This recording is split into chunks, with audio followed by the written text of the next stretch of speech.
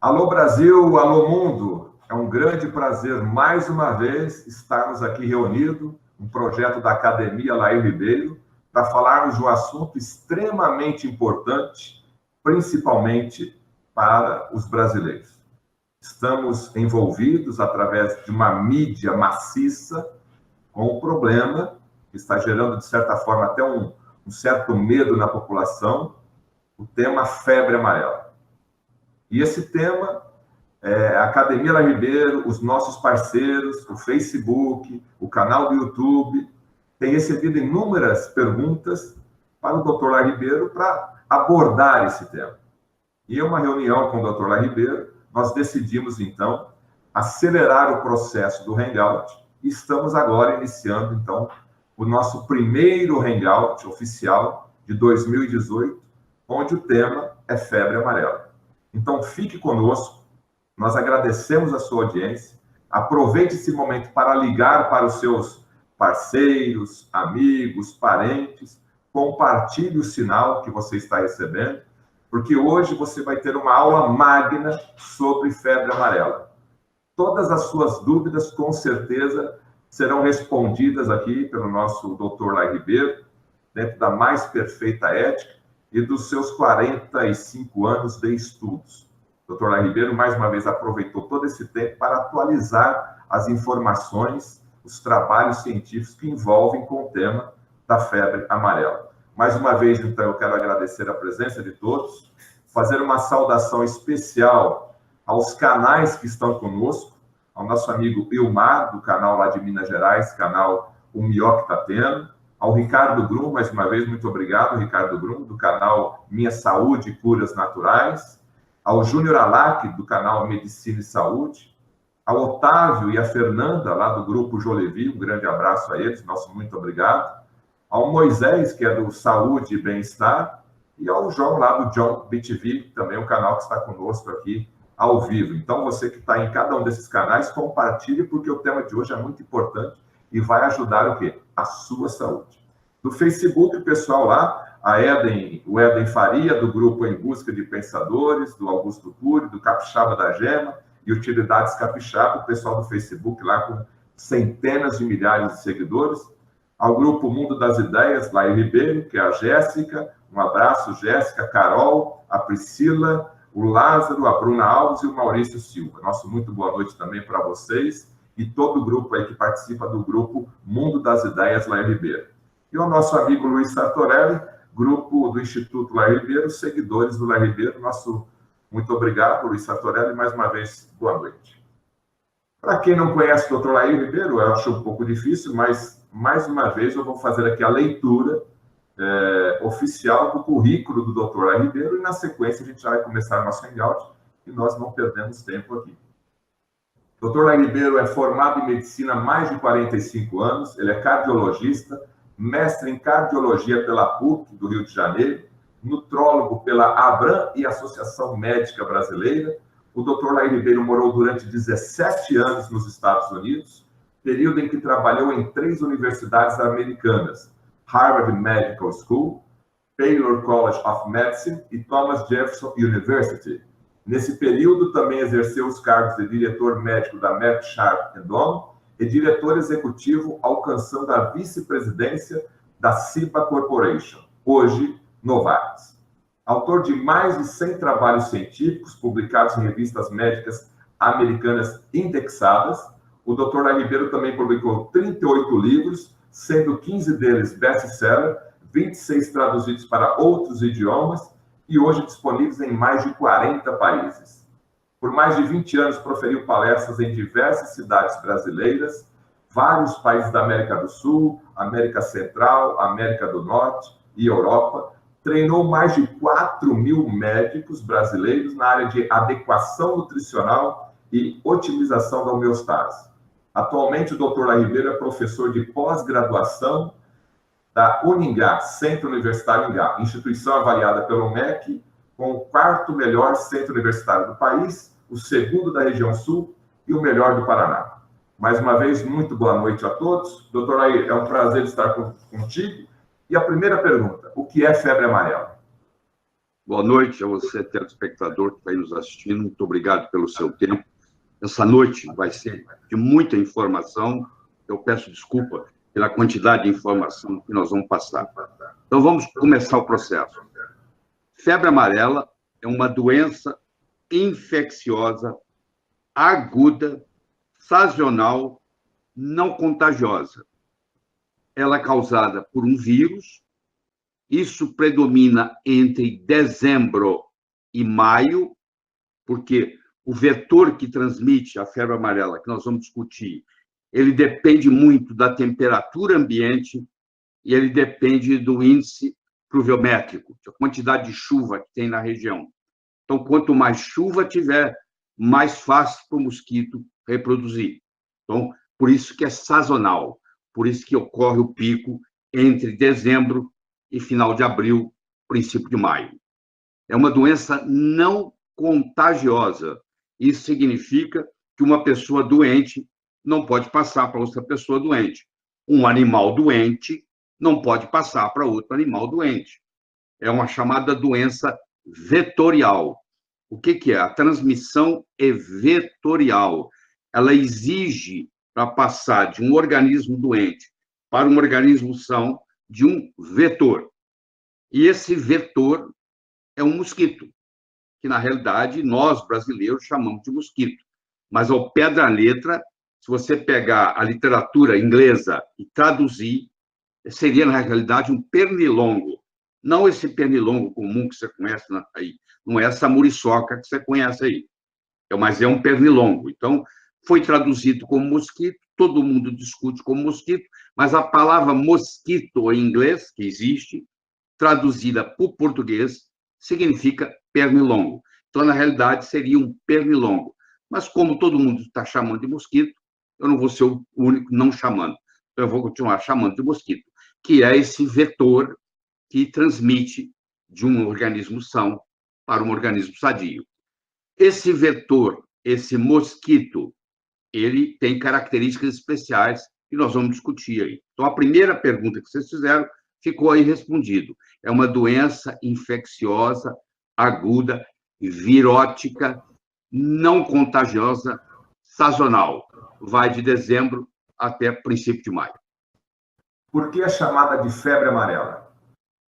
Ela é chamada de febre amarela porque, não todos os casos, mas alguns casos dela desenvolve com lesões hepatorrenais e na lesão do fígado causa uma icterícia, a pele fica amarela, os olhos ficam amarelos. Então, como isso aí tudo fica amarelo, tudo que se refere à febre amarela vai o nome amarelo, mesmo que até em latim, mas vai o nome amarelo. Então, quer dizer isso, que as mucosas ficam amarelas, que a pele fica amarela, que o branco do olho fica amarelo. Mas isso não acontece em todo mundo. Tem pessoa que nem sabe que teve febre amarela. Existe um tipo de... Existe um modo da febre amarela se apresentar que é assintomático. A pessoa nem sente nada. E nem sabe que teve febre amarela. Isso é muito importante você entender. Porque o que você vê na televisão, que tinha 80 casos, morreram 40, isso são os casos de fase maligna, que é 10% dos doentes chegam na fase maligna. 90% dos pacientes com febre amarela não chegam na fase maligna. Quando chega na fase maligna, onde você tem vômito com sangue, porque você tem hemorragia, onde você tem insuficiência renal, onde você precisa de transfusão, onde você tem icterícia, aí nesse período, é uma doença extremamente grave que pode levar à letalidade. A taxa de letalidade nessa fase é alta. Ela vai de 30% a 50%. Mas só 5% a 10% chegam nessa fase. Então, quando é apresentado na mídia, tem-se a impressão que a letalidade da febre amarela é em torno de 50%. Não é verdade. A letalidade da febre amarela global, quer dizer, juntando tudo, fica entre 5% e 7,5%. Só que nós não temos uma bola de cristal para dizer quem vai correr tudo bem e tirar de letra, ou quem vai para a fase maligna. Infelizmente, nós não temos isso, não temos essa bola de cristal. E você deve estar aí perguntando, por que que uma pessoa é picada pelo mosquito, desenvolve febre amarela, tira de letra como se fosse uma gripe, e a outra pessoa desenvolve icterícia, desenvolve lesões cerebrais, desenvolve lesões hepáticas, desenvolve lesões renais? Isso depende de dois fatores. Depende da carga viral que o mosquito deixou na picada, que é a quantidade de vírus que ele deixa, que não é igual para cada picada. Se ele picou um, picou o outro, na quarta picada ele já tem menos, é igual um veneno de cobra. Então, ele não tem a mesma carga viral, isso é importante. E, claro, depende da robustez do sistema imune de quem recebeu a picada. Se eu sou um indivíduo extremamente saudável, não tomo nenhum remédio, não tenho nada, sou um atleta, e recebo uma carga viral pequena, é possível, é provável que eu vou tirar de letra. Se eu sou um indivíduo já comprometido e recebo uma carga viral alta e o meu sistema imune já está comprometido, a probabilidade de eu progredir para a fase maligna e desenvolver icterícia, etc., é muito grande. Então, são dois fatores que entram na jogada. O quanto de vírus você recebeu na picada e o quanto que a resiliência, a robustez, a capacidade de defesa do seu organismo. Doutor, quais são os tipos de febre amarela, então? Isso é muito importante, você entender isso. Porque tem uma febre amarela que é silvestre e tem uma febre amarela que é urbana. Os vetores são diferentes. O mosquito que causa a febre amarela silvestre é diferente do mosquito que causa a febre amarela urbana. No Brasil, nós não estamos tendo nenhum surto de febre amarela urbana.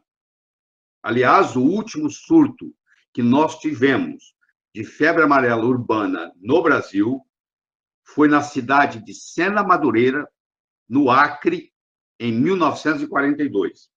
E antes disso, o grande surto que nós tivemos foi no Rio de Janeiro, em 1929. Então, a primeira coisa que eu quero deixar bem claro para você é que os surtos que estão ocorrendo, eles são silvestres, eles não são urbanos. O trabalho que está sendo feito pelas autoridades sanitárias é no sentido de fazer uma prevenção para que essa febre amarela silvestre não se torne uma febre amarela urbana. Isso vai mostrar muito para você. Eu daqui um pouquinho vou poder discutir com você, se não agora, as características do mosquito. O mosquito que transmite a febre amarela silvestre tem duas famílias. Uma é o Haemococcus e o outro é o Sabetes. O Haemococcus tem várias espécies. As que predominam no Brasil, principalmente, são a Leucocelenos, que é uma das espécies, e a outra espécie chama Giantinomis, que é o mais comum na Amazônia. Então, essas são as duas espécies. E o Sabetes tem também uma espécie que está aqui no Brasil, que é uma espécie que transmite mais ou menos igual ao Haemococcus. Então, nós temos o Haemococcus e temos o Sabetes, que são duas famílias, dois gêneros que transmitem. Vamos pegar o que eles pegaram aqui no Parque do Anhanguera, em São Paulo, que é o Leucocelenos, que é o Haemococcus leucocelenos.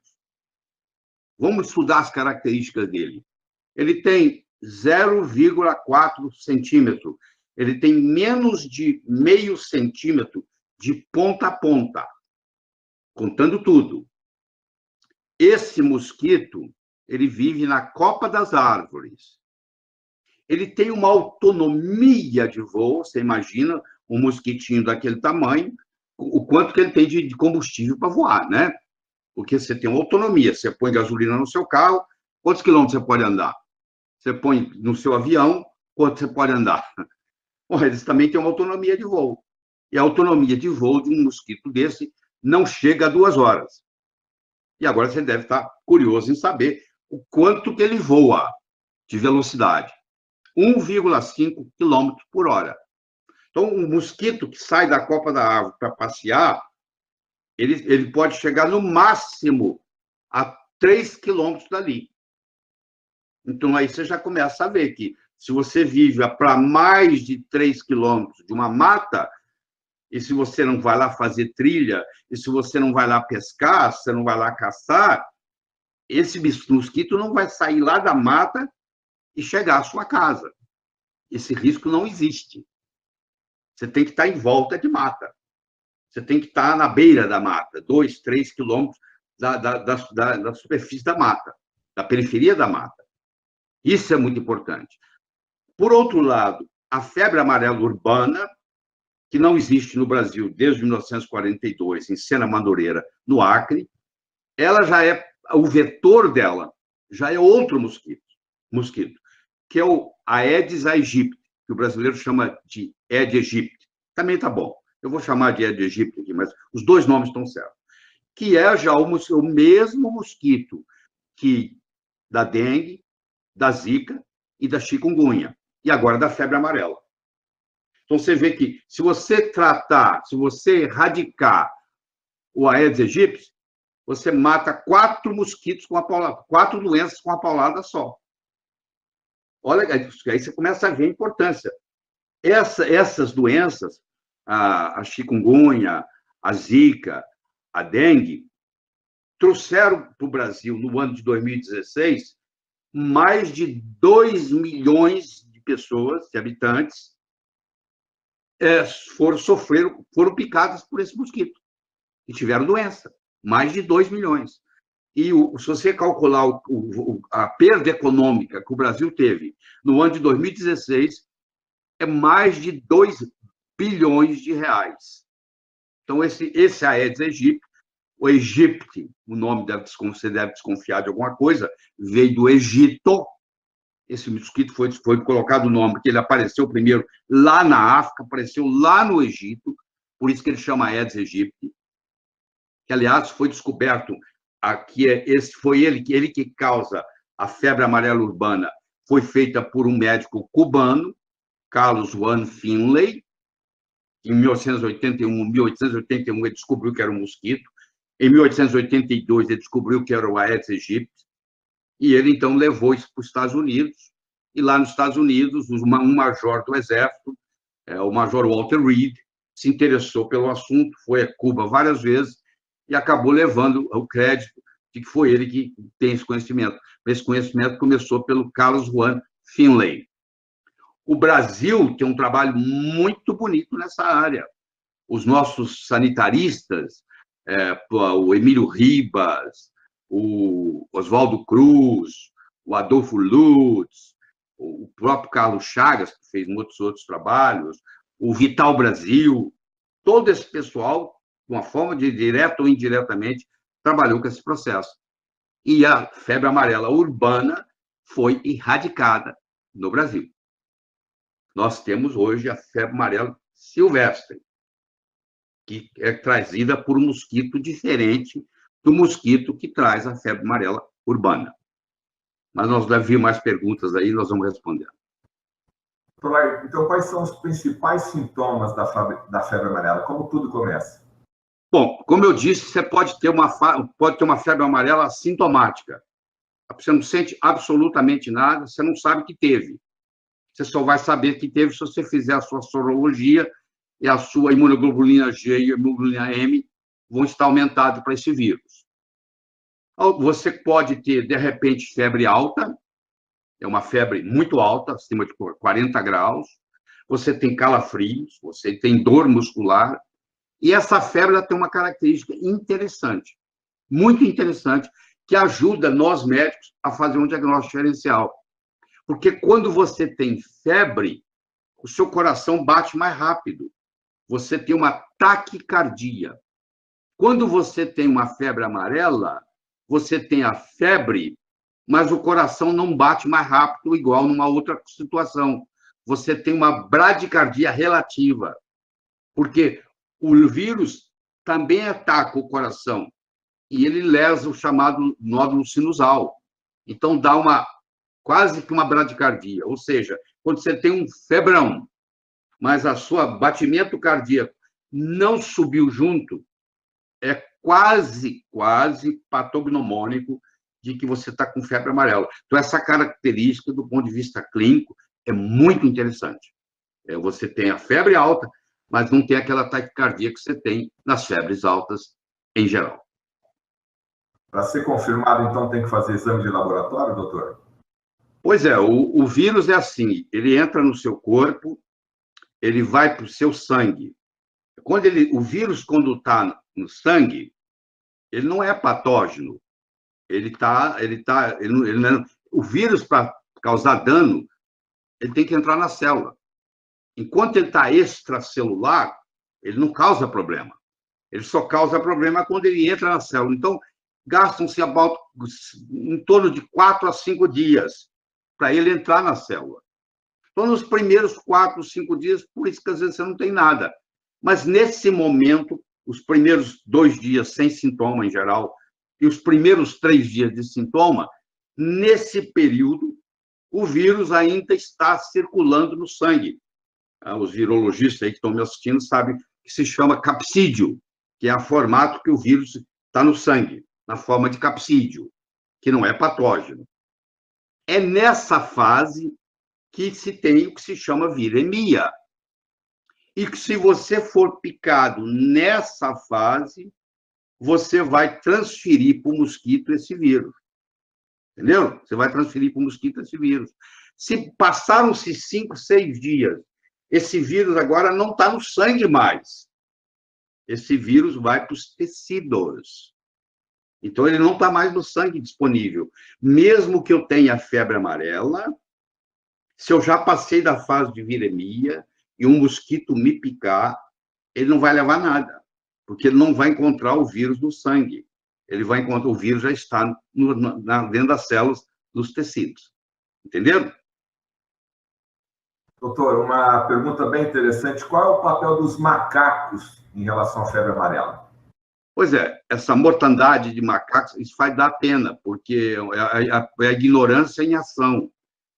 Primeiro que, mesmo se não existisse macaco, teria febre amarela silvestre. Porque o mosquito, que é um mosquito fêmea, o macho não tem nada a ver com isso. O aparelho bucal do macho não dá para chupar sangue. Ele vive de chupar coisa do caule das árvores, das folhas. É assim que ele se alimenta. A fêmea tem um aparelho bucal diferente, tá? Chama probóscide, nome esquisito, mas chama probóscide. Esse aparelho bucal parece uma agulha de seringa, própria para chupar sangue. Então, desculpa, qual foi a pergunta? Qual o papel do macaco na transmissão da febre amarela? Então, o mosquito, uma vez que ele está contaminado com o vírus, a fêmea, ela, quando bota o ovo, o vírus já está dentro do ovo. A fêmea que vai nascer daquele ovo, ela já nasce infectada. Você está me entendendo? Não precisa de macaco. Essa história que o macaco é reservatório não é verdade. O macaco é um hospedeiro principal da febre amarela silvestre. E é fácil você entender isso. Os macacos vivem na copa das árvores, principalmente os búzios, o prego e menos o sagui. E esse mosquito fêmea, ele é primatófilo e hematófago, nomes difíceis. Ele gosta de primatas, humanos e não humanos. É o sangue que ele gosta de usar. E ele precisa se alimentar de sangue. Quando ele quer botar ovo, ele precisa de proteína. E essa proteína que ele precisa está no sangue. Então, ele vai pegar um macaco, vai extrair o sangue do macaco e vai usar. Mas mesmo que ele não, contaminando ou não o macaco, mesmo se o macaco não está contaminado, ele próprio já tem. Se ele nasceu com vírus, ele vai a vida inteira botar ovo para os seus descendentes com vírus. Então, nós podemos tirar o macaco da jogada. Mesmo se morresse todos os macacos, a febre silvestre continuaria, porque ela faz parte da selva, isso faz parte da ecologia. Você diz o seguinte, mas se ela faz parte da ecologia, por que ela está nos prejudicando? Porque o homem, o ser humano, começou a adentrar nas florestas. Você começou a fazer condomínio de luxo dentro das matas. Eu quero natureza. E os mosquitos e as matas foram acabando. E os mosquitos, antigamente, quando você adentrava numa mata, ele fugia para dentro da mata. Mas agora não tem mais jeito dele fugir para dentro da mata, porque são ilhas de matas que tem. Então, vai ficando assim, o homem entrou no hábitat do mosquito. É só isso. Porque ele começou a construir condomínios de luxo, casa, o que for, adentrando na mata, porque as cidades estão crescendo. Então, começou esse problema. Mas eu quero que você entenda que o macaco é o sentinela. Por que eles dizem que o macaco é o sentinela? Porque você está numa mata, você encontra um macaco morto, isso é um sinal. Por isso que chama sentinela. Ele está como se ele estivesse tomando conta. É um sinal. Isso é uma epizootia, que chama. Nome difícil também. Epizootia. É quando os animais estão contaminados. Então, esse macaco agora ele vai ser examinado para ver se ele morreu de febre amarela. E os exames de sangue, ou da anátomo patológico, ou o estudo do chamado PCR, que nós vamos discutir depois, ou a sorologia, ou a histologia, vai mostrar que ele morreu de febre amarela. Então, se ele morreu de febre amarela, significa que o vírus está ali circulando naquela região. Só no estado de São Paulo, no ano de 2016, morreram mais de 500 macacos. Você tem uma ideia. E, infelizmente, alguns deles mortos por pessoas ignorantes que acham que se matar o macaco vai resolver o problema. Não, pelo contrário, o macaco está ali lhe ajudando. Você, enquanto o macaco morto, aliás, você não devia nem tocar, não é que vai pegar doença, não. O macaco morto não consegue te passar a doença. Você não consegue passar a doença de um doente para o outro, a não ser que tenha um vetor. Por isso que é uma doença virótica, aguda, não contagiosa. Põe bem isso na cabeça.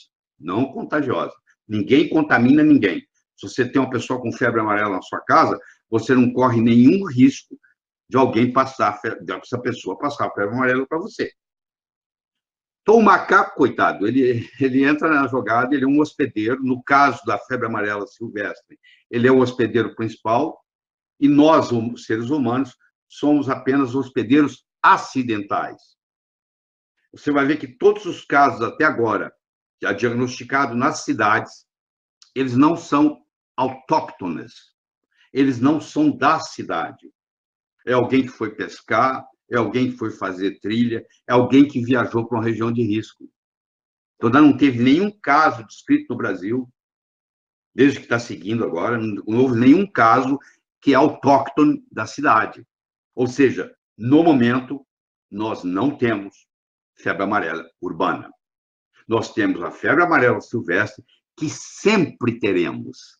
Não tem jeito de você erradicar a febre amarela silvestre. Ela faz parte da floresta. Entendeu bem? Só que nós não podemos adentrar lá no hábitat deles, porque nós vamos pagar as consequências. Ok, queremos agradecer aí a nossa audiência e pedir aí a gentileza das pessoas que estão nos assistindo a compartilhar essa informação.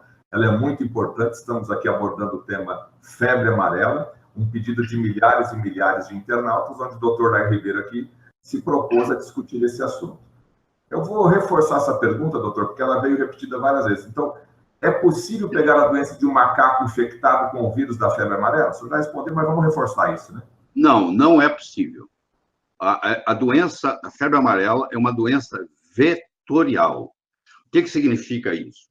Eu tenho aqui um organismo doente, eu tenho aqui um organismo são, e eu tenho uma coisa chamada vetor, que vai transferir essa doença para quem está são. Esse vetor que transfere é, no caso, o mosquito.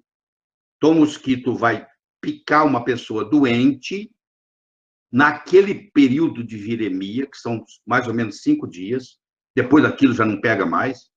Se você está com 8 dias de febre amarela, o mosquito te pica, ele não vai levar nada, ele só vai levar sangue, porque o vírus já foi para os tecidos. E ele agora pode ir e pegar uma pessoa sã e injetar nela.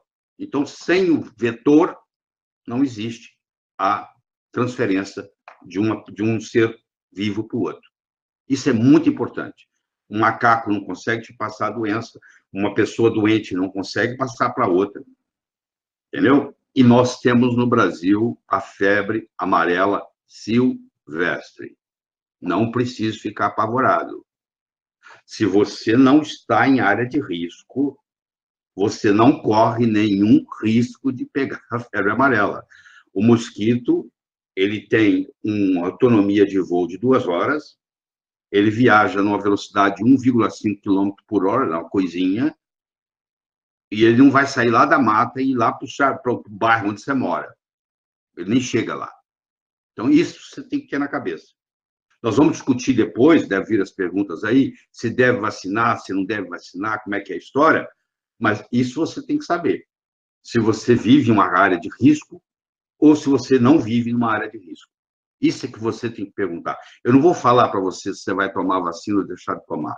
Eu vou te explicar todo o mecanismo e você vai tomar a sua decisão. Cada um vai tomar a sua decisão, porque se você vê uma discussão na televisão, onde for, não vai ter uma unanimidade, entendeu? Porque é um assunto complexo e vai ter divergências de opiniões. Alguns infectologistas pensam de um jeito, outros pensam de outro, algumas autoridades sanitárias pensam de um jeito, os infectologistas pensam de outro. Existe um debate e você fica no meio desse debate, no meio dessa confusão. Eu espero que a gente possa esclarecer muitas dessas confusões aqui hoje à noite. Tolair, a próxima pergunta é: em que regiões do mundo a febre amarela está presente? A febre amarela, hoje, no mundo de hoje, ela é endêmica. Na América Central, um pedacinho da América Central, em muitos países da América do Sul e muitos países da África. Os outros lugares, elas foram erradicadas. E eu vou começar uma discussão aqui com você. Sem vacina. Hein? Em 1793, 144 anos antes do desenvolvimento da vacina da febre amarela, que foi em 1937, a cidade de Filadélfia teve um surto enorme de febre amarela. Foi erradicado, sem vacina. Em 1865, 72 anos antes do desenvolvimento da vacina, houve um surto enorme de febre amarela na cidade de Recife. Foi o primeiro surto urbano grande no Brasil, 1865, 72 anos antes do desenvolvimento da vacina.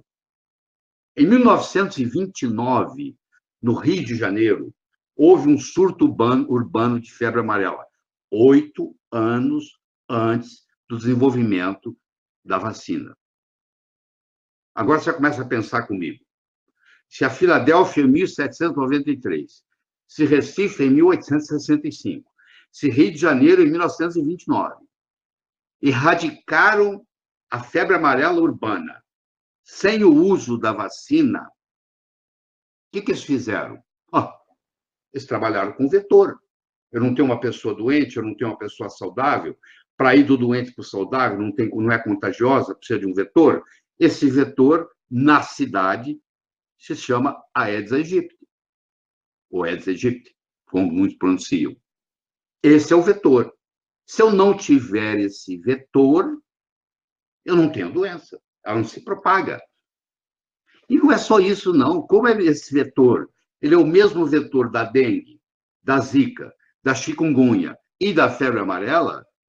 Se eu focar a minha abordagem no mosquito, vai sair muito mais barato e muito menos complicado do que eu ficar tentando vacinar todo mundo.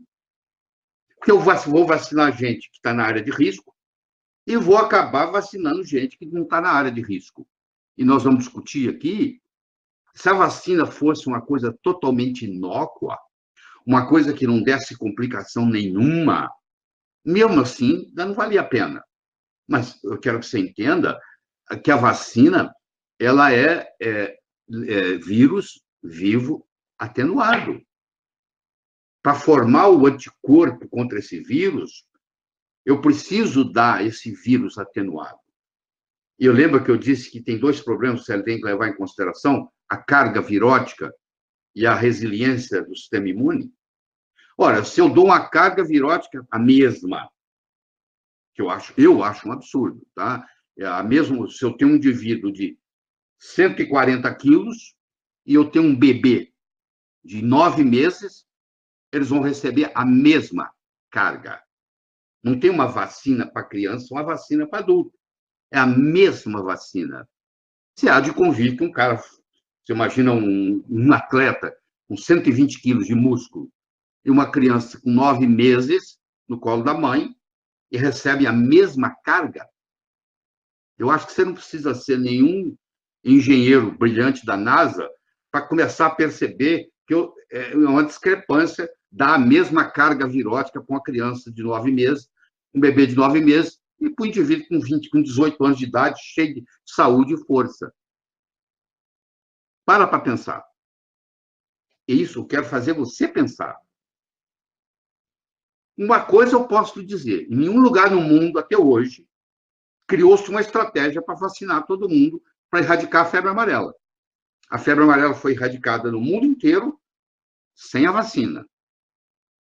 Agora, nós temos que discutir, e isso transcende a medicina, isso chama pensar de uma forma sistêmica, e eu sei que muitos de vocês que estão me assistindo aqui têm esse mesmo pensamento que eu tenho, porque é fácil colocar todo mundo, vamos vacinar, vamos vacinar, vamos vacinar. A empolgação da vacina, a pessoa não para pensar. Mas peraí, primeiro que eu não vou conseguir vacinar todo mundo. Tem muita gente também assistindo aqui que vai dizer, eu não quero a vacina. Quer dizer, se eu tenho uma estratégia que para eu erradicar ou não deixar vir para a cidade, para o urbano, eu vou vacinar todo mundo, primeiro que pelo menos uns 30% vão dizer, não, eu não quero. Tem gente aí que pensa que a vacina é até coisa do diabo. Não quero. Você entendeu? Então, essa estratégia, o final dela não vai ser feliz. A história vai contar isso, nós vamos assistir. Mas a história é outra coisa. O que interessa é você.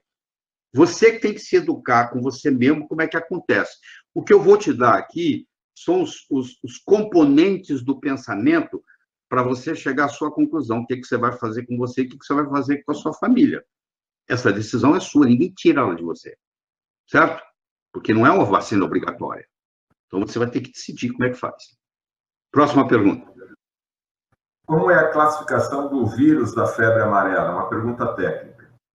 Bom, essa é uma pergunta técnica. O vírus da febre... Bom, primeiro eu tenho que falar para você o que é taxonomia, que é a classificação dos seres. A taxonomia começa assim, tem o reino, animal, vegetal, mineral, tem o filo, tem a classe, tem a ordem, tem a subordem, tem a família, tem o gênero e tem a espécie. O gênero desses mosquitos é um gênero que se chama... peraí, vai vir o nome, é muita informação de uma vez. Chama Culicidae. Culicidae é a família. O gênero é o Hemagogos e o Sabetes, para silvestre. O Hemagogos, eu tenho o Hemagogos leucocelenus e eu tenho o Hemagogos jantinomis. E o Sabetes, eu tenho o Glaucomaedon, desculpe, Daemon. Glaucodaemon. Bom, fiz a classificação para você. Isso aí é para quem estuda entomologia, que é a ciência que estuda insetos. Mas é importante você entender isso. Pelo menos alguns de vocês. Qual é a próxima pergunta? Qual é a indicação para vacinação contra a febre amarela, doutor? Aí começamos. É muito simples. A única indicação que existe é que se você vive, trabalha, circula ou vai viajar para uma área de risco. Se você mora, se você circula, se você trabalha ou se você vai viajar para uma área de risco, nós recomendamos que você faça a vacina 10 dias antes. Então, quando você aplica a vacina, como você vai estimular a chamada imunidade adquirida, onde os seus linfócitos B, sob a ação de uma série de interleucinas, vai virar plasmócito, e esses plasmócitos vão produzir as imunoglobulinas, no caso, IgG e IgM, que é característica para esse vírus, então você precisa de aproximadamente 10 dias. A analogia que eu faço é muito simples. Você chega em casa, liga a sua televisão, está passando um filme, você está assistindo, está ali pronto. Mas se você quer assistir um filme que está no Netflix, você tem que fazer um série de procedimentos até chegar lá. Não é simplesmente ligar, começou a assistir. Tem que preparar o vídeo. Aqui também é a mesma coisa. Eu faço a vacina, ela vai ter que preparar a sua imunidade. Isso leva, segundo os estudos, em torno de 10 dias. Então, se eu vou viajar para uma região de risco, eu tenho que, pelo menos 10 dias antes, fazer uso da vacina, para dar um tempo para eu criar essa imunidade adquirida, que chama, onde eu vou criar as imunoglobulinas específicas contra esse vírus. Próxima. Agora a pergunta inversa, doutor Laí. Quais são as contraindicações para a vacinação contra a febre amarela? Bom, então você já ficou claro. Se você não mora, se você não circula, se você não trabalha, e se você não vai viajar para uma área de risco, você toma vacina se você quiser. Porque o que você vai ganhar com isso é questionável, você tomar vacina. Agora, se você vai para uma área de risco, se você mora numa área de risco, tudo bem. Agora, como a vacina não é inócua, você tem uma carga virótica, você tem conservantes, você tem formaldeído que está lá e etc., você tem que levar em consideração o seu estado de saúde. Se você é uma pessoa que é uma mãe que está uma grávida, você pode lesar o seu bebê, o seu feto. Então, você vai procurar evitar o máximo. Você vai ter que conversar com o médico. Quando o bebê tem menos de 6 meses, então, no útero, de jeito nenhum. De 6 a 9 meses, no último trimestre, aí os doutores, uns vão dizer sim, outros vão dizer não. Você não pode vai ensinar uma criança até 6 meses de idade. Ela não tem nem reação imunológica para isso. Se você é transplantado, se você tem HIV, mesmo que você seja HIV positivo, mas você mediu lá, o seu CD4 está acima de 400, por exemplo, você poderia tomar vacina. Agora, se está abaixo de 350, você não pode. A sua diabetes está descompensada, você não pode. A diabetes está compensada, você pode. Eu tenho mais de 60 anos. À medida que nós envelhecemos, o nosso sistema imune vai entrando numa coisa chamada imunossenescência. Do mesmo modo que a sua pele envelhece, seu coração envelhece, seus músculos envelhecem, o seu sistema imune também envelhece. E você vai ver, se você for no hospital ali, a maioria das pessoas que estão lá são pessoas mais idosas. Você não encontra muita gente de 17 anos internado, a não ser que teve um acidente. Então, à medida que a gente vai envelhecendo, o sistema imune vai enfraquecendo. Então, uma pessoa com 60 anos, se ela toma 5 remédios, por exemplo, é diferente de uma pessoa com 60 anos que não toma remédio nenhum, tem a saúde perfeita. Então, a partir dos 60, você vai ter que conversar lá no posto, você vai ter que conversar com o seu médico, para você decidir se vale a pena ou não. A decisão é sua. Mas você fala, eu moro na área de risco, eu trabalho em área de risco, eu circulo em área de risco, da minha casa para o meu trabalho eu passo por lá, eu vou viajar para uma área de risco. Bom, isso então merece você considerar a vacina. Deve vir pergunta aí, quais são os efeitos colaterais da vacina, e nós vamos discutir. E você leva em consideração o custo-benefício, ou seja, vale a pena ou não vale a pena? Nada de graça. There's no free lunch, como diz o americano. Não existe almoço de graça. Tem um preço para pagar. Às vezes você tem que pagar com a sua saúde para não pegar febre amarela. Isso aí é uma decisão sua em região que você está. Próxima pergunta. Uma pergunta interessante também, né? Todas aqui, na verdade. Além do tratamento sintomático da doença, existe algum tratamento integrativo? Você lembra que eu comecei definindo que febre amarela é uma doença infecciosa, aguda, sazonal, não contagiosa. Ela é aguda. Ela não é uma doença crônica que fica no seu corpo, como, por exemplo, a esquistosomose, como, por exemplo, a doença de Chagas. Você tem, fica o resto, ou a sífilis, fica lá, fase primária, secundária, terciária, etc. Latente, terciária. Então, o que acontece? É uma doença aguda, ela tem um ciclo. Com mais ou menos 12 dias, você deve, se passou bem, você está curado. Você não tem nada. Não existe um tratamento específico para o vírus. Quando fala assim, não existe tratamento para a febre amarela. Claro que existe. Não existe tratamento específico para o vírus. Se você está sangrando, o médico vai te fazer uma transfusão. Se você desenvolveu insuficiência renal, o médico vai pedir uma hemodiálise. Entendeu? Se você tem lesão hepática, vai te dar medicamentos que vão melhorar o seu fígado. Se você tem uma hepatite fulminante, você pode chegar até a ter um transplante. Aconteceu essa semana passada, aqui em São Paulo, uma jovem tem um transplante hepático, porque estava com a febre amarela, desenvolveu uma hepatite fulminante, que provavelmente, tudo indica, morreria se não tivesse feito o transplante. Então, não existe um tratamento específico, mas existe uma gama de coisas que podem ser feitas, inclusive na área homeopática. Eu sei que muitos de vocês viram o nariz para homeopatia, eu recomendo que você pesquise um pouco mais, porque se você entende de física quântica, não existe expressão maior de física quântica do que a homeopatia. Eu acho que você deve testar, porque hoje eles fazem homeopatia na agricultura, eles falam que a homeopatia tem efeito placebo, mas eles pegam uma parte do campo, aplicam a homeopatia, na outra parte não aplica, planta café, você sabe qual o lado que pôs a homeopatia.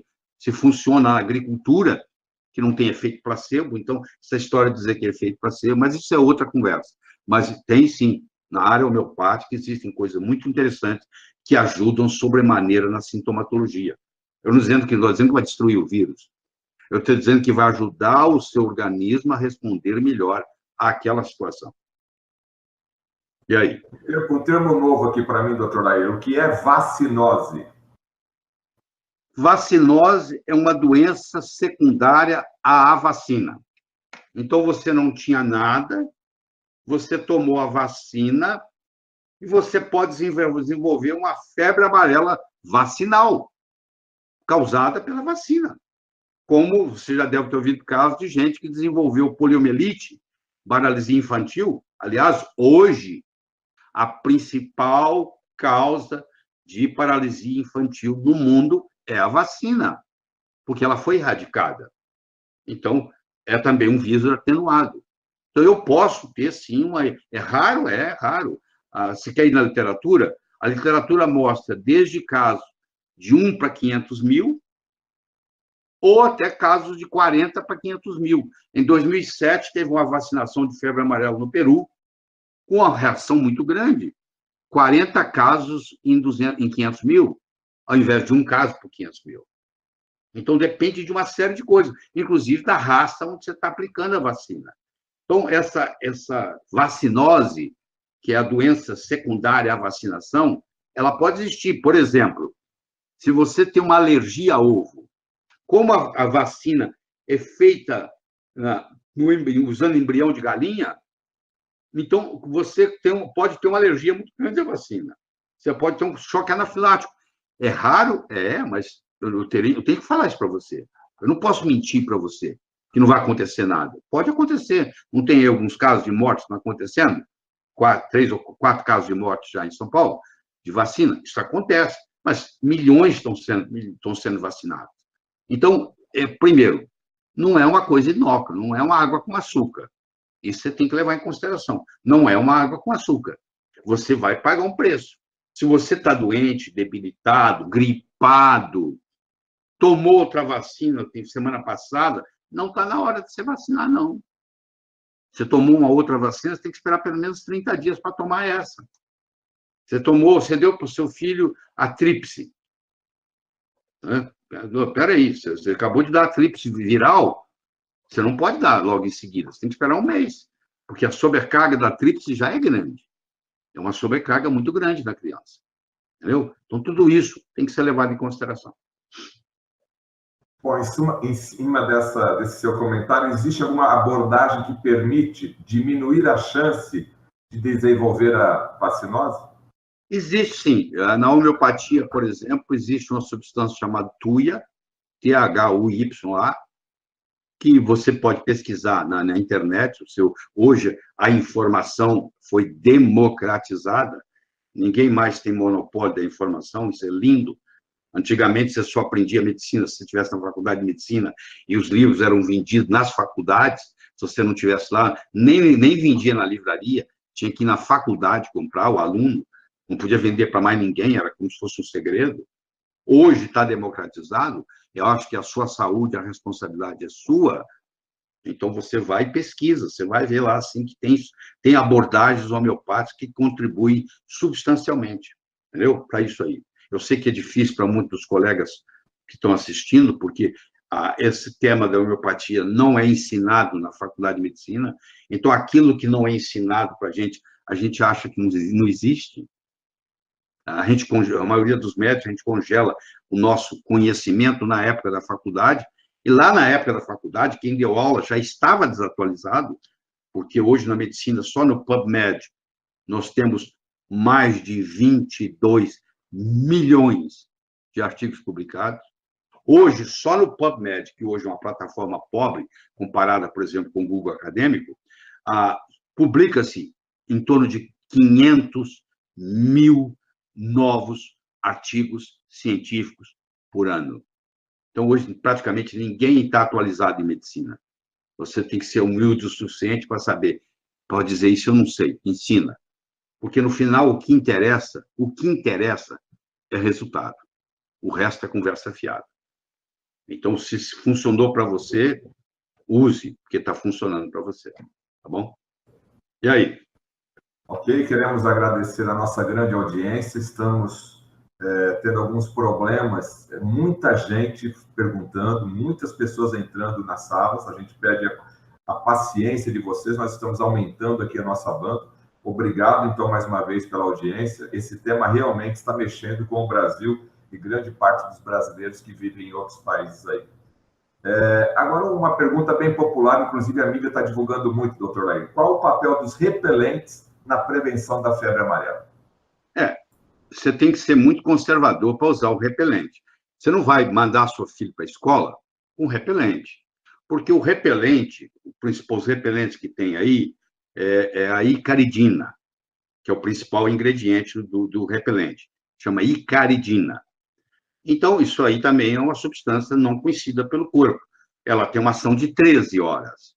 Então, você vai numa praia, você vai numa mata, você vai numa trilha, você vai pescar, e você não está vacinado, se você passa você deve usar roupa que cobre a maior parte, de preferência até com luva, mas você vai ter o rosto, você tem chapéu, tudo o que sobrou, aí você passa um repelente. Eu não estou te recomendando você passar repelente na criança que vai para a escola todo dia, que é uma coisa errada, porque esse próprio repelente todo dia vai dar prejuízo, não vai valer a pena. Vai atrapalhar o desenvolvimento da criança. Existem certos repelentes que são naturais, por exemplo, baseado na citronela, ou uma combinação de citronela com outros agentes. O prejuízo já é menor. Mas eu diria o seguinte, você vai 2 vezes por mês à praia. Você usar a icaridina, eu não vejo como problema você fazer isso. Agora, você fala comigo, você vai usar icaridina, spray, todos os dias, eu vou dizer, no água mole, em pedra dura, tanto bate até que fura. Uma hora, essa criança vai ter problema. Entendeu? Então, você tem que usar o repelente na hora apropriada, no momento apropriado, de uma forma inteligente. Tá bom? Qual é a duração da validade da vacina? Pois é, aí tem uma história muito grande para contar, porque antigamente você vacinava, o que se chama dose padrão ou plena, e 10 anos depois você fazia o reforço. Em 2014, a Organização Mundial de Saúde decretou que não precisava mais fazer o reforço, que você só precisava fazer uma dose padrão. Você estaria coberto para o resto da vida, que também não é muita verdade. Hoje eu vou discutir isso com você. Aí, em 2014, a Organização Mundial de Saúde declarou isso. O Brasil não aceitou essa recomendação. O Brasil levou de 2014, não estou falando que está certo ou está errado, estou dizendo que não aceitou. O Brasil só liberou isso em 2017. Então, a partir de 2017, o Brasil adotou essa conduta da Organização Mundial de Saúde, que você precisa só de uma dose. Se você já foi vacinado, é o suficiente. Em termos epidemiológicos, isso é verdadeiro. Mas, primeiro, a vacina não cobre 100%. Se eu vacinar 100 pessoas, 3 delas não vai surtir efeito, porque a eficácia da vacina é em torno de 97%, 98%. E tem mais. Como diz que dura a vida toda? Tem gente que, depois de um certo tempo, eu já vi casos assim, que você faz a titulação dos anticorpos contra o vírus da febre amarela e eles não existem mais. A pessoa tem 19 anos de vacinado. Ele faz um exame de sangue, isso você pode fazer. Como é que você sabe se você vacinou há 20 anos atrás e que você está imunizado? Bom, você faz a titulação dos anticorpos, é uma sorologia que chama, é o método ELISA, no laboratório, você pede o método ELISA, eles fazem, eles vão detectar e quantificar o seu IgA e o seu IgM, desculpa, o seu IgG e o seu IgM, são as duas imunoglobulinas, e se elas estiverem dentro de um nível, eles vão dizer que você está imunizado. Se elas não estiver abaixo, mesmo que na teoria uma dose seria suficiente, não foi nesse caso. Medicina, gente, não é matemática, não é 2 e 2 é 4, infelizmente, às vezes pode ser mais, às vezes pode ser menos. Então, isso acontece, às vezes, de uma pessoa vacinada pegar febre amarela. Eu já sei de vários casos de pessoas que vacinadas 20, 30 anos atrás pegaram febre amarela. Então, não é também 100%. Nada é 100%. Tá? Vou fazer agora, doutor Lair, 2 perguntas que estão relacionadas em uma só. Primeiro, saber se a vacina produzida no Brasil é uma vacina de excelente qualidade, de alta qualidade. E uma curiosidade, como a vacina da febre amarela foi desenvolvida no Brasil, e quando algum cientista desenvolve uma vacina, normalmente ganha o prêmio Nobel. Por que nós não ganhamos, doutor Lair? Bom, a vacina brasileira é de muito boa qualidade. O Biomanguinhos, a Fiocruz, a Fundação Oswaldo Cruz, é um dos poucos centros no mundo que produz vacina de febre amarela. Não é só isso. O Brasil exporta vacina de febre amarela para mais de 50 países. Desde a época de Oswaldo Cruz, o Oswaldo Cruz, inclusive, foi treinado no Instituto Pasteur. Eu estava lendo uma história hoje. Dom Pedro II correspondia com Luiz Pasteur, as cartas de Dom Pedro II para Luiz Pasteur, de Luiz Pasteur para Dom Pedro II, o Dom Pedro II querendo que o Pasteur viesse ao Brasil estudar a febre amarela, e aí o Oswaldo Cruz foi lá, ficou especialista, e o presidente Rodrigues Alves, que perdeu uma filha com febre amarela, ele escreveu uma carta para o Instituto Pasteur dizendo para recomendar para ele um sanitarista de valor que eles contratariam e traria para o Brasil.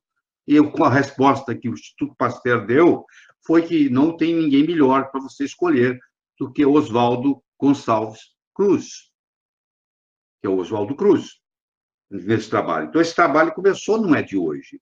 Como eu disse, o Emílio Ribas participou disso, o Vital Brasil participou disso, o Adolfo Lutz participou disso. Então, é um grupo de sanitaristas brasileiros, renomados, conhecidos internacionalmente, fizeram. E o Instituto Biomanguinhos, lá, Fiocruz, eles têm um centro tecnológico de vacina que é um dos melhores do mundo, tá? Comparado ao francês e etc. Acho que tem 3 ou 4 centros no mundo que produz a vacina contra a febre amarela.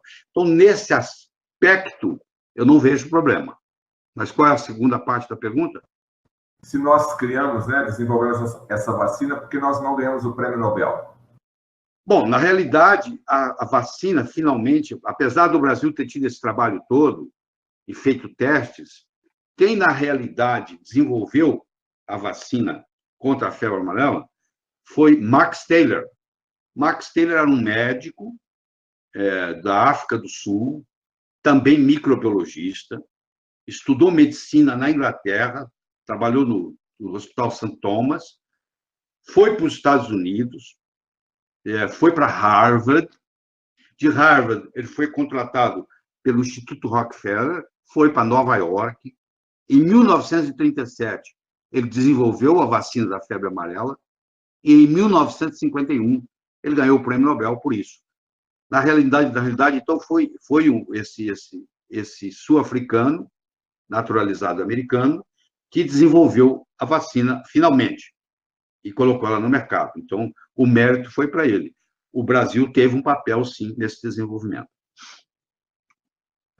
Queremos agradecer mais uma vez a audiência. Já passamos das 21 horas, né? Estamos aqui já na 25ª pergunta. Muito obrigado aí pela audiência. Já estamos chegando aqui na reta final do nosso programa, mas vamos continuar aqui. Essa sigla eu não conheço, doutor Lair. O que é DVA e como complicação da vacinação? DVA é doença viscerotrópica aguda.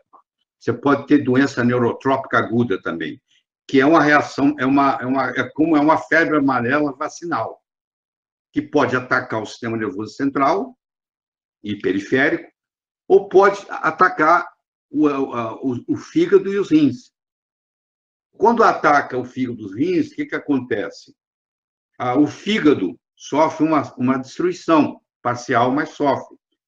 Como todas as proteínas para fazer coagular o sangue são hepáticas, quando esse fígado está funcionando mal, ele diminui a produção dessas proteínas. Então, você começa a ter hemorragias. Então, por isso que na suspeita de febre amarela, você não pode usar aspirina. Aliás, você não pode usar na dengue também, porque a dengue hemorrágica também é o mesmo problema. Por que você não pode? Cuidado com alguns anti-inflamatórios, que também tem uma ação antiplaquetária, que também complica. Então, quando o fígado está comprometido, ele passa a não produzir as proteínas necessárias para o processo de coagulação, e uma das causas de morte é hemorragia. Por isso que, quando o paciente está mal, ele tem que estar internado, porque uma transfusão de sangue, por exemplo, pode salvá-lo. Uma diálise, uma hemodiálise pode salvá-lo, entendeu? Porque o rim parou de funcionar.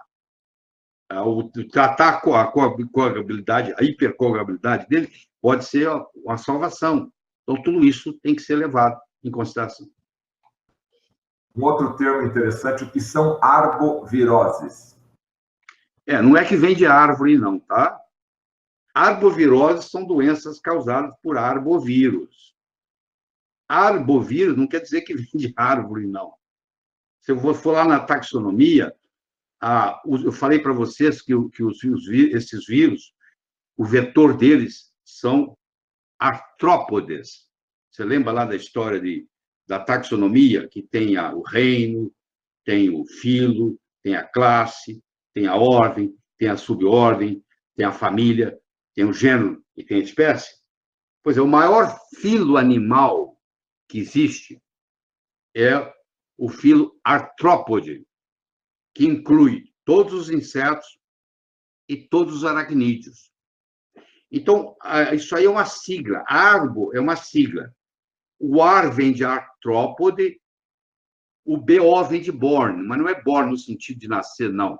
É BORNE, que é no sentido de carrear.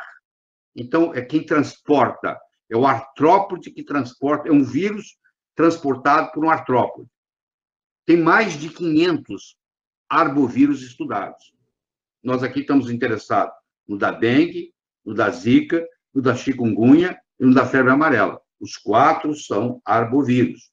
Então, uma doença causada por um arbovírus é uma arbovirose. Então, a febre amarela se classifica como uma arbovirose. Na sua opinião, doutor Lair, qual deve ser a meta das autoridades sanitárias?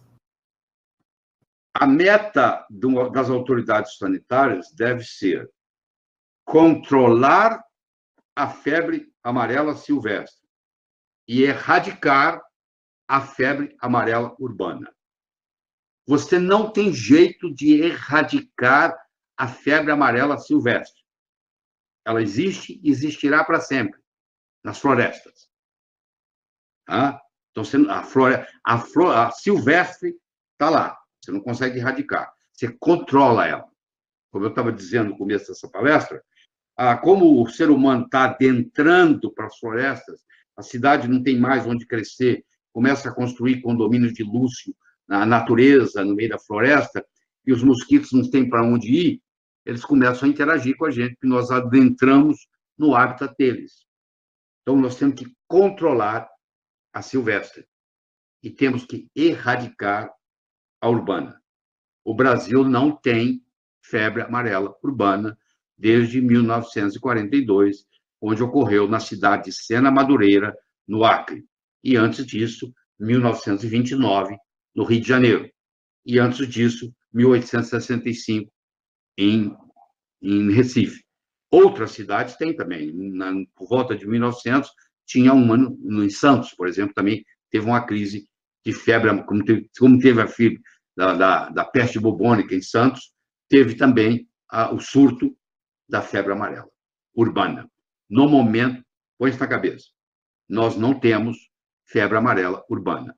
Esse trabalho todo que está sendo feito, eu acho que com muito boa intenção, de tentar vacinar todo mundo, para que a febre amarela silvestre não vire febre amarela urbana, porque a febre amarela silvestre é feita pelo hemagogos e pelo sabeste, e a febre amarela urbana é pelo Aedes aegypti, são vetores diferentes, e como você sabe que o Aedes aegypti causa as outras também, a dengue, a chikungunya, a zika, na minha opinião, essa é a minha opinião, não é opinião médica, não, é opinião de raciocínio sistêmico, é de que quem tem que ser atacado é o vetor, como foi todas as situações onde erradicaram a febre amarela urbana no mundo, que começou 144 anos antes da vacina, e radicou sem vacina.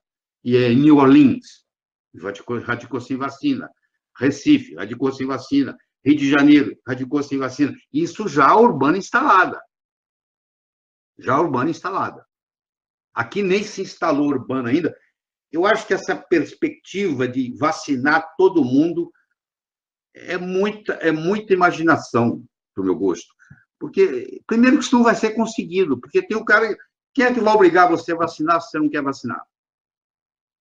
Como é que você vai vacinar a população toda? Você não consegue. Muita gente fala, eu não quero, pô. Eu não estou em área de risco, a vacina tem algumas consequências. De todas as vacinas que eu conheço, ela é uma das melhores, tá bom? Menos ruim. É uma das melhores, de todas que eu conheço. Hoje, nos Estados Unidos, você vai ficar abismado do que eu vou falar, um indivíduo que nasceu nos Estados Unidos até os 18 anos de idade, ele recebe 52 vacinações e 176 antígenos. Ele é vacinado 52 vezes e recebe 176 antígenos diferentes. Eu acho que depois de tudo isso, não tem jeito de ser saudável o resto da vida. Você recebia uma vacina, já era demais. Você imagina você receber 52 injeções, e tem injeção que é tríplice, tem 23, vai dar um total de 176 vacinas. Entendeu? Isso é um problema muito sério. É fácil colocar para vacinar, mas eu quero ver as consequências. A longo prazo, não é amanhã, não. Vai acontecer daqui 20 anos com essa pessoa. Esse é um estudo muito complicado para ser feito. Eu sei que no Brasil tem infectologista que é a favor de vacinar todo mundo, e tem muito infectologista aí que está muito bravo, porque isso não é o caminho, entendeu? Porque, como nunca foi, é como se estivesse querendo reinventar a roda, pô. Hoje, reinventar a roda. Ninguém nunca fez isso, é caro. Esse dinheiro que está sendo gasto em vacinar todo mundo, esse problema todo, se você pegasse esse dinheiro, essa inteligência, e usasse em acabar com a Aedes aegypti na cidade, gastaria menos e resolveria o problema, que foi resolvido até hoje em todo lugar. Por que não seria aqui, que nem tem febre amarela urbana ainda? E ninguém sabe se vai ter. É uma pergunta aqui que eu acho que vai atender à necessidade de várias pessoas. Uma pessoa foi vacinada há mais de 15 anos. Como que ela pode confirmar se a sua imunidade ainda está presente contra a febre amarela? Porque atualmente ela toma óleo de alho, óleo de coco e geleia real. Isso ajuda a prevenir? Aumenta a imunidade? Ajudar, ajuda. Agora, eu não sei o quanto que ajuda. Claro que existem muitas substâncias naturais que são estimulantes do sistema imune. Você citou aí o alho, é um deles. Isso tem trabalho científico publicado. Eu não sei se é o suficiente. No caso dela, teoricamente, ela devia de estar imunizada, porque já que uma dose plena e não fracionada, como nós temos hoje, porque o que aconteceu foi o seguinte, no sentido de atender a população toda, eu acho que o Instituto Biomanguinhos, o Biomanguinhos Fiocruz, eles produzem em torno de 50 milhões de vacinas por ano. 50 podendo chegar a 70 milhões. Mas eles também exportam.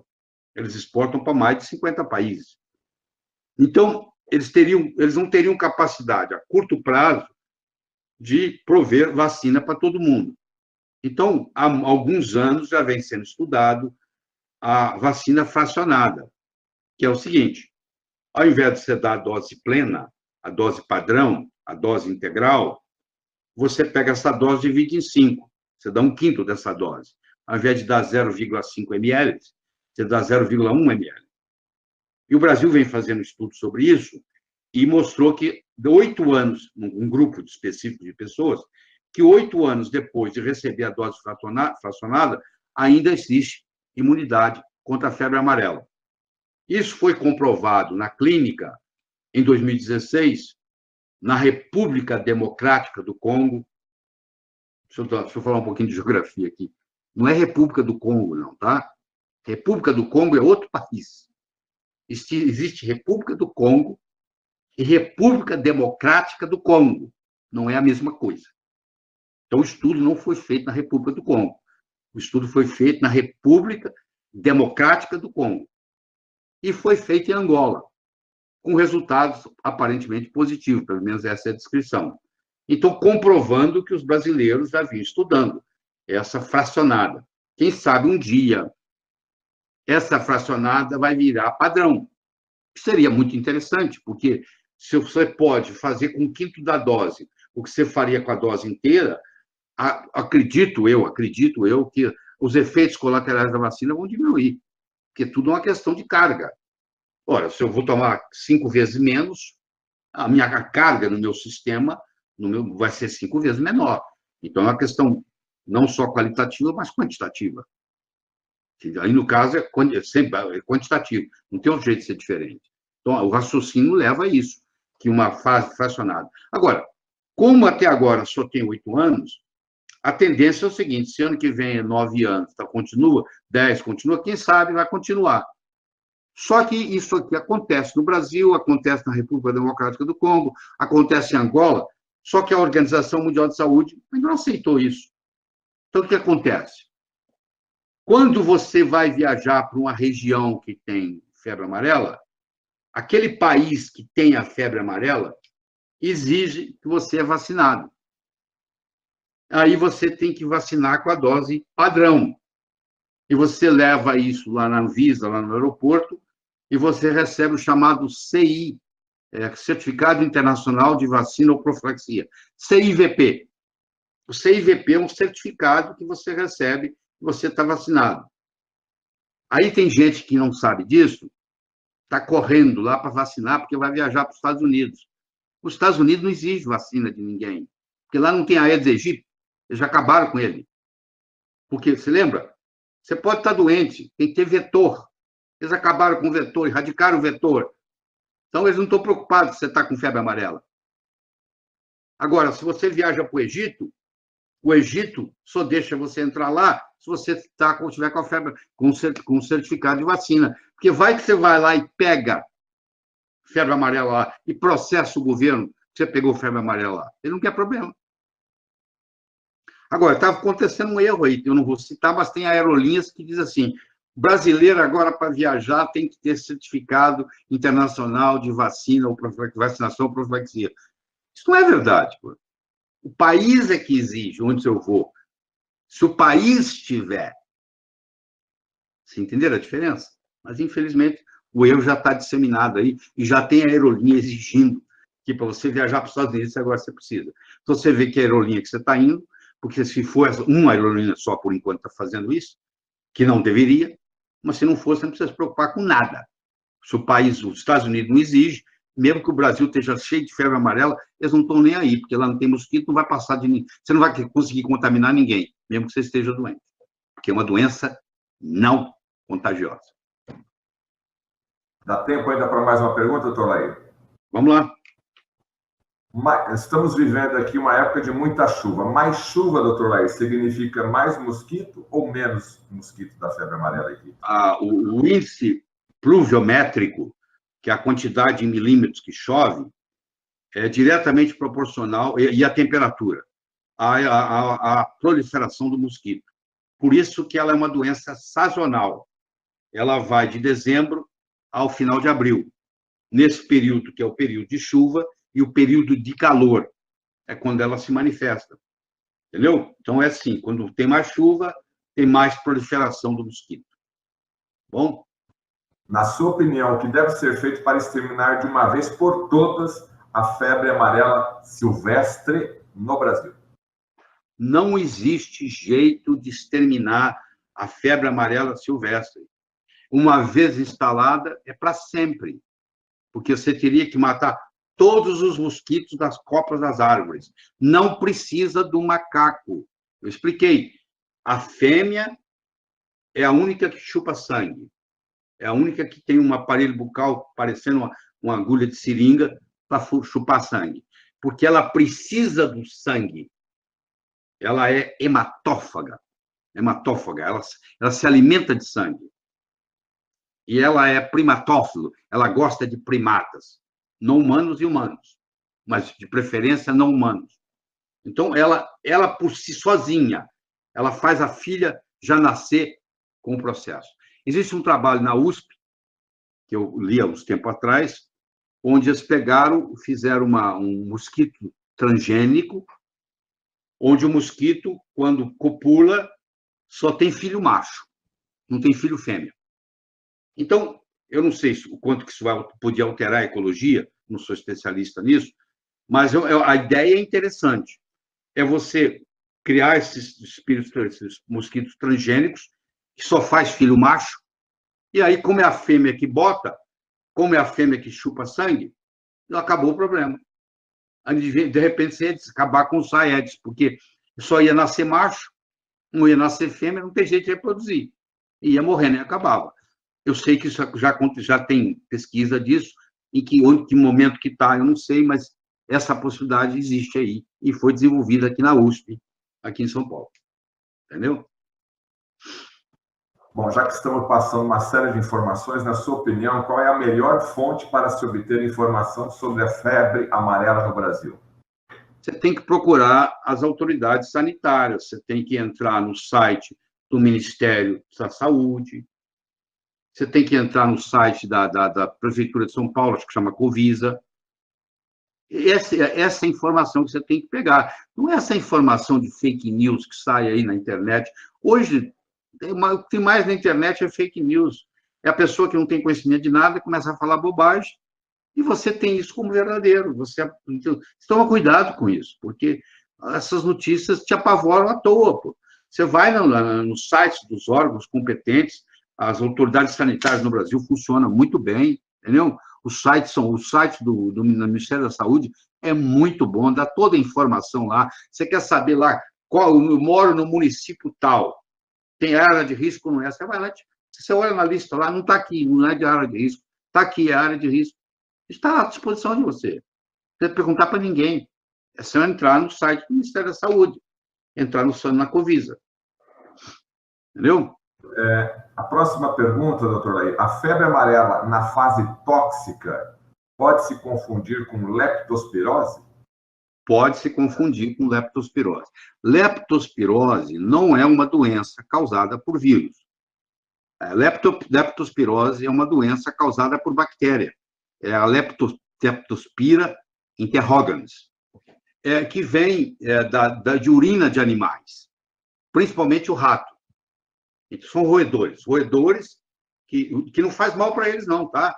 Eles carregam a bactéria Leptospira interrogans, mas eles não ficam doentes. mas eles urinam. Então, por exemplo, água de enchente. Então, tem enchente, você entra na água de enchente, um risco que você tem é de pegar a leptospirose.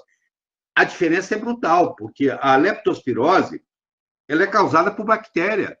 E ela é tratada com antibiótico. A febre amarela é vírus. Não se deve usar antibiótico. Antibiótico é alimento para vírus. Eu sei que eu estou chocando muita gente com isso aí, mas essa é a informação que está saindo do MIT recentemente. Pelo contrário, o uso do antibiótico até estimula o vírus. Agora, a leptospirose, não. Ela é uma infecção bacteriana, e para você matar o leptospira, ela tem uma incidência muito maior do que a febre amarela.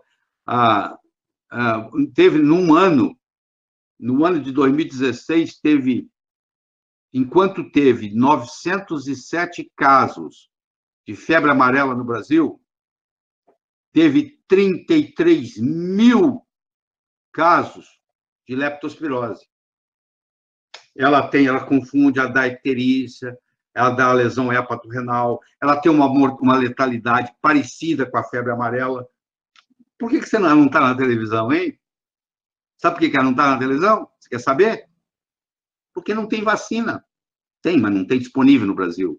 Como não tem vacina, não tem nada para fazer. Não dá discussão. Mas ela é 36 vezes mais comum do que a febre amarela no Brasil. 33 vezes.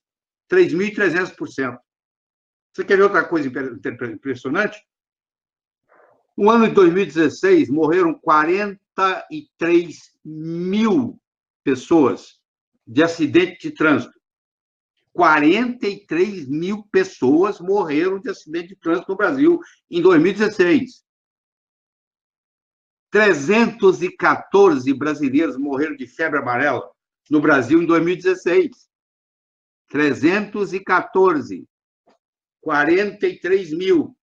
144 vezes mais.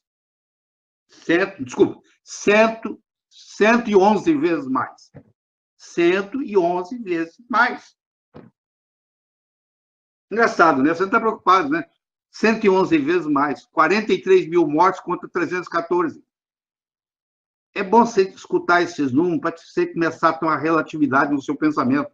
Se leptospirose é 36 vezes, 3.600 vezes, 36 vezes, 3.600 vezes mais frequente do que febre amarela, e ninguém fala nada.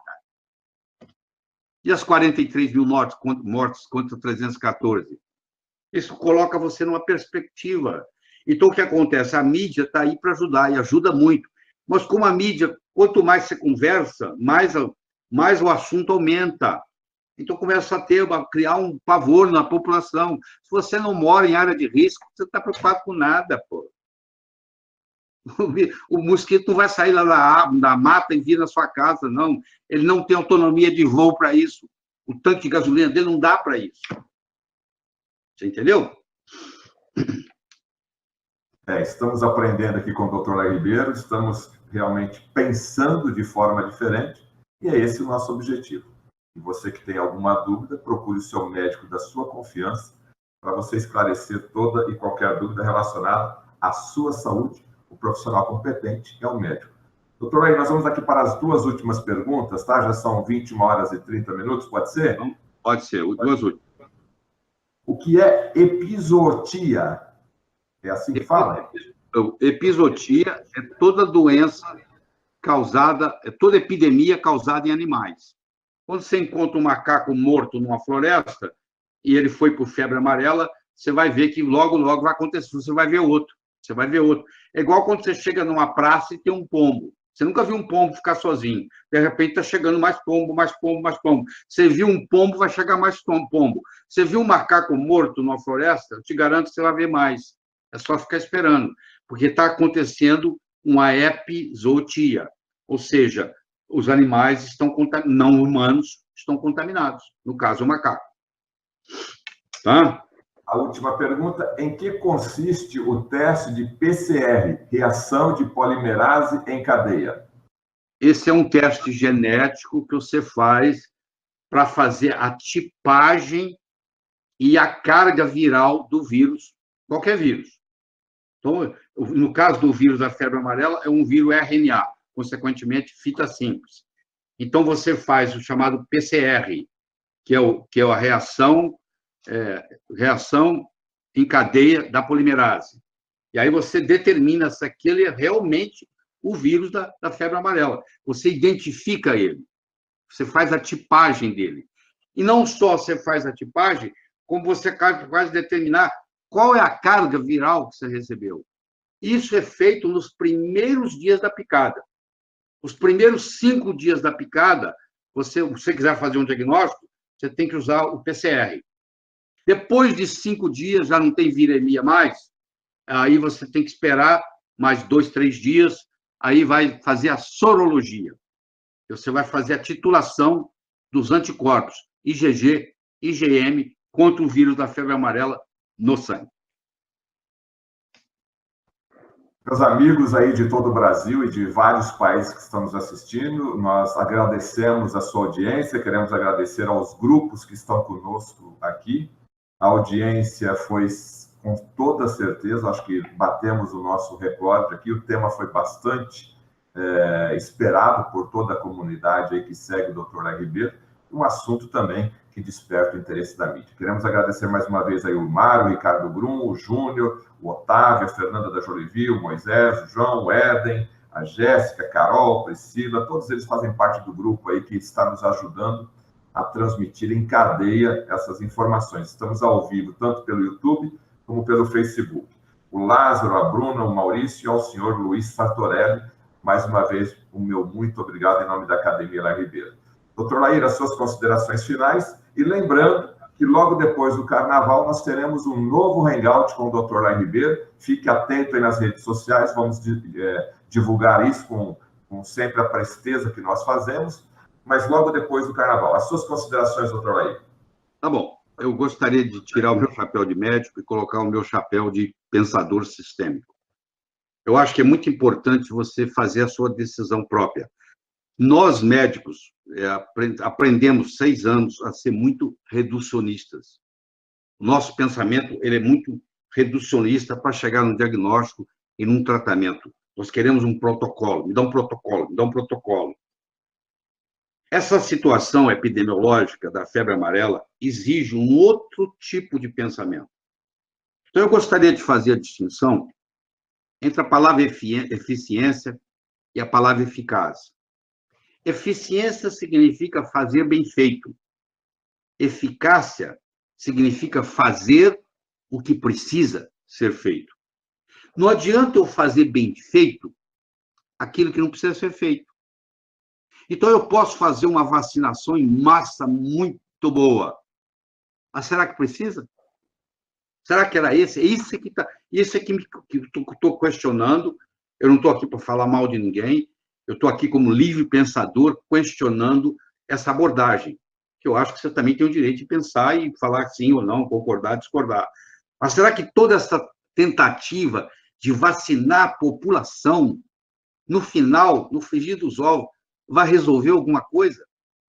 Por que a gente não pega esse esforço todo e canaliza ele para o vetor, como aconteceu no mundo? 1793 na Filadélfia, 1685 no Recife, 1929 no Rio de Janeiro. Tudo sem vacina, pô. Por que agora nós nem temos a febre amarela urbana? Nem temos. Só temos a silvestre. E temos que fazer uma vacinação em massa. Eu não consigo entender isso. Eu acho que se você está numa área de risco, você tem que levar em consideração os prós e contras, e você tem que decidir se você vai fazer a vacinação ou não. Porque a vacina brasileira é uma vacina de boa qualidade, mas é uma vacina. Ela tem os seus efeitos colaterais, como toda vacina tem. Então, se você se sente saudável o suficiente, você vai lá e toma. Agora, se você não mora, não trabalha, não circula e não vai viajar para a área de risco silvestre, eu te garanto que o mosquito não vem te visitar na sua casa. Tá bom? Então, você tem que levar em consideração se vale a pena. Essa decisão é sua, é uma decisão muito importante, porque isso compromete você e toda a sua família. O que você vai fazer com o seu lar, com os seus filhos, com os seus netos, o que for. Você tem que levar isso em consideração. Nós procuramos, nessa conversa aqui, te dar informações as mais variadas possível. Você viu que aqui eu fui completo. Eu discuti sobre o mosquito, eu discuti sobre a vacinação, eu discuti contra a contraindicação, eu discuti sobre a doença, sobre a epidemiologia, sobre a erradicação. Nós fizemos um trabalho completo. Eu acho que você deveria assistir isso de novo, já que isso vai subir para o YouTube, você assistir isso de novo e pensar para você mesmo, qual a decisão que eu vou tomar. Tá bom? Seja qual for, que seja melhor para você. Tá bom? Até a próxima. Queremos agradecer essa grande audiência, mais uma vez, por nosso muito obrigado, e vamos seguir o conselho do Dr. Ribeiro, que é muito interessante mesmo. Compartilhe esse vídeo, assista novamente, inclusive passem para os seus amigos, inclusive para familiares, assista em família e você tome a sua melhor decisão. E se você tiver dúvida, procure o seu médico de sua confiança. Muito obrigado mais uma vez e até o nosso próximo hangout. Um abraço.